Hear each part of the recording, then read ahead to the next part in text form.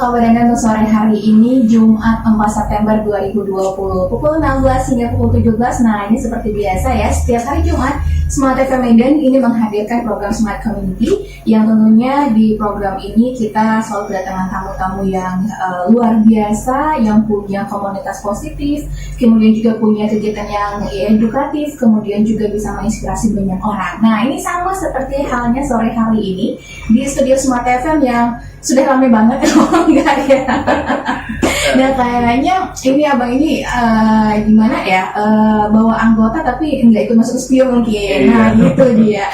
Nah, jadi saudara, sebelum saya perkenalkan siapakah tamu Smart FM untuk program Smart Community sore hari ini, mungkin ini juga menjadi salah satu hobi yang dulu sebanyak bukan banyak sih, ada memang yang memang bercocok tanam begitu ya, tapi agak ke belakang mungkin setelahnya ini sedikit ditinggalkan dan juga mungkin sedikit orang yang melakoni rutinitas yang satu ini. Tapi semenjak ya dari Maret 2020 hingga ke belakang ini, nah ini juga mungkin satu hal yang positif juga ya, dari adanya virus corona atau juga COVID-19. Kenapa? Karena orang sudah mulai berpikir untuk hidup sehat, kemudian makan makanan yang sehat juga gitu ya, cari kegiatan yang memang biasanya stay di rumah gitu ya.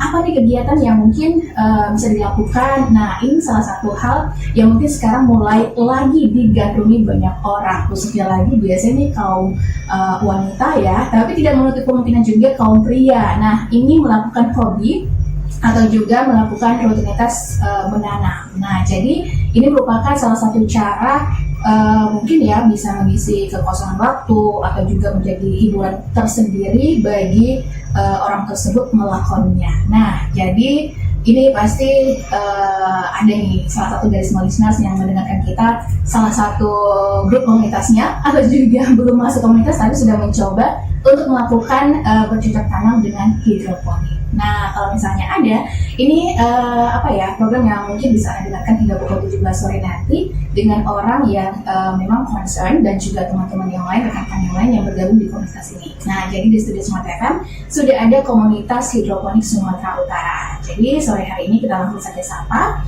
yang sudah hadir di studio Smart FM. Ini juga merupakan foundernya begitu ya, benar ya Mas ya? Oke, nah selamat sore di studio Smart FM sudah ada Bang Muhammad Nazri Syahputra dari Bang. Halo Bang, selamat sore. Sore kakak. Apa kabar sore hari ini Bang? Alhamdulillah luar biasa. Boleh dekat sedikit ke mic Bang lagi? Oke. Ya. Nah Bang Nazri, ini mana nih anggotanya? Ya, di luar ya rame ya, nggak kuat gitu. Saking banyaknya kan. Saking banyaknya. Jadi teman-teman komunitas hari ini kebetulan ada event juga. Kita kebetulan baru saja dari pagi tadi sampai habis sholat Jumat tadi kita prepare untuk persiapan dari Kementerian Sosial, ada pembinaan teman-teman di Kementerian Sosial untuk hidroponiknya. Jadi kita edukasi tentang hidroponik ini ke teman-teman supaya nanti bisa diaplikasikan di lingkungannya masing-masing, karena itu ada beberapa daerah di Sumatera Utara, bukan hanya dari Medan saja, tapi tadi ada sekitar 6 atau 7 kabupaten kota yang nanti pulang dari sini, dari Medan, mereka akan aplikasikan hidroponik ini di tempatnya masing-masing seperti itu kakak. Jadi anggota komunitasnya itu semuanya udah kebagi di situ. Jadi kalau yang lain-lain pada ya tahu lah ya, yang namanya kerja gitu sebagian pada sibuk semua. Saya ya udah nggak apa-apa ya, sakit ramenya ya udah saya mewakili gitu. Mewakili semua Yes. ya. Oke Bang, sebelum kita lanjut ngobrol, nah selanjutnya saya pengen kasih tahu ke small listeners juga sore hari ini, ada yang ingin bergabung bersama kami, boleh ya melalui SMS atau juga WhatsApp. Nah, ini sekaligus juga kita informasikan untuk nomor WhatsApp-nya kita yang baru. Anda bisa sampaikan di 0811 615 1018. Sekali lagi 0811 615 1018. Jadi Anda bisa sharing atau juga mungkin tanya-tanya ke Bang Nazri ini nanti boleh, atau juga mengenai kegiatan komunitas dari komunitas hidroponik Sumatera Utara ini juga boleh. Nah, kemudian juga Anda bisa mendengarkan kita dari radio tape atau juga mobil di 101,8 FM, atau juga Anda bisa streaming di www.radiosmartfm.com/networkmedan. Oke, www.radiosmartfm.com/networkmedan.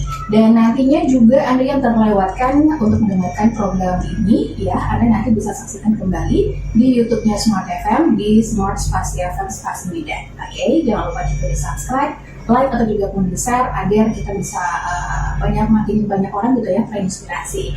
Nah, jadi Bang, ini kita lanjut lagi ya Pak. Iya, Oke. siap.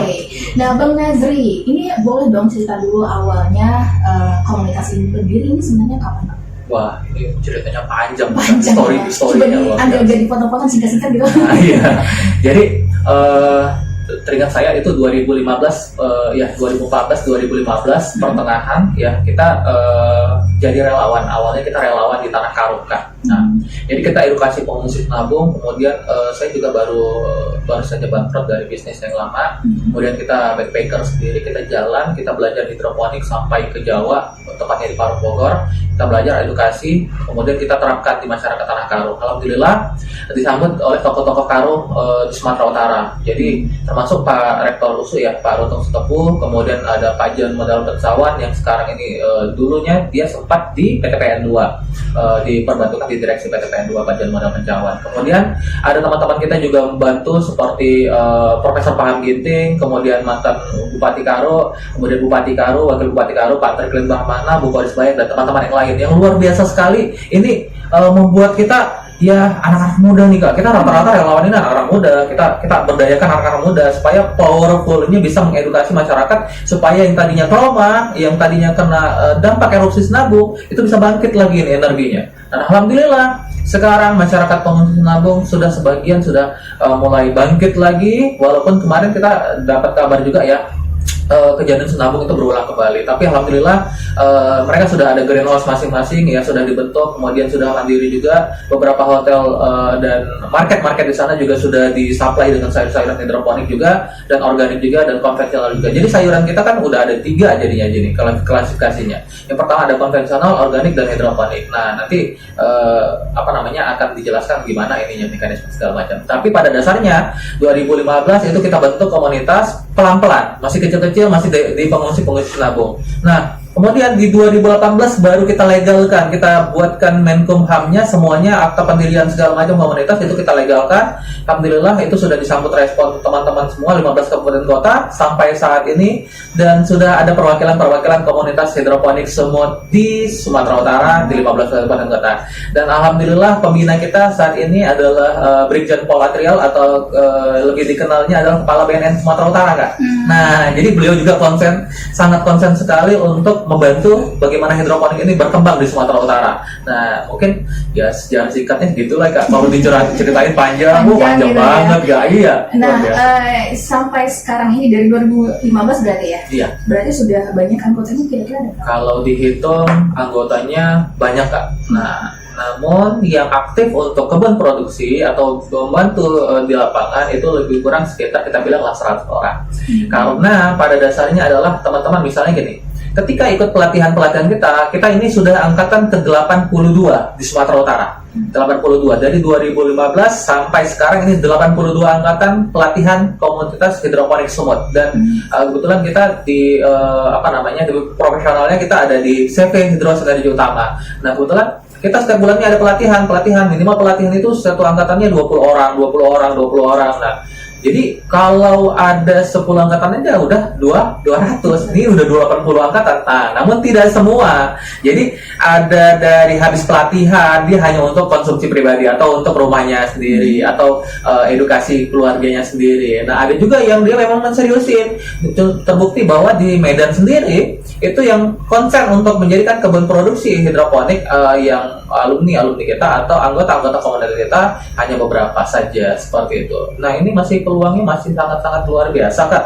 Apalagi masa-masa COVID kemarin ini pada hobi nanam semua ya. Aduh, saya ngelihatnya waduh senang sekali. Jadi selama ini kita tahu kita nanam tanaman bunga di halaman cantik memang. Nah, tapi cantiknya hanya sekedar cantik ya, hanya untuk dilihat saja, nggak bisa dirasakan. Nah, tapi kalau hidroponik ya kita set pelan-pelan, kita buat di dinding, kita buat vertikal, kita buat macam-macam model segala macam. Nah, cantik. Nah, habis itu bisa dikonsumsi ya, luar biasa sekali. Nah, inilah hidroponik. Jadi sangat-sangat simple sekali, tidak ribet ya. Penanamannya segala macam, kita tidak bersentuhan langsung dengan tanah, kotor-kotoran dengan tanah. Untuk teman-teman semua Smart FM dimanapun berada, ya untuk teman-teman yang tadinya ya malas lah sentuh-sentuhan langsung dengan tanah, nah ini salah satu solusi nih, cocok tanamnya. Nah untuk bapak ibu semua yang punya anak pengen mau diajarin edukasi tanam hidroponik, boleh tuh main-main nanti ke kebun kita ya, main air, tanaman seperti itu. Ya bang, sebelum kalian lanjut kita harus break dulu nih bang. Boleh. Oke. Nah sebenarnya untuk anda yang ingin bergabung sama kami, boleh ya di obrolan kita sore hari ini Anda bisa sampaikan komentar, atau juga ada yang ingin abang Smart Listeners tanyakan atau kakak Smart Listeners tanyakan gitu ya ke Bang Nazri. Nah Anda bisa sampaikan di 0811 615 1018. Kita jeda sesaat.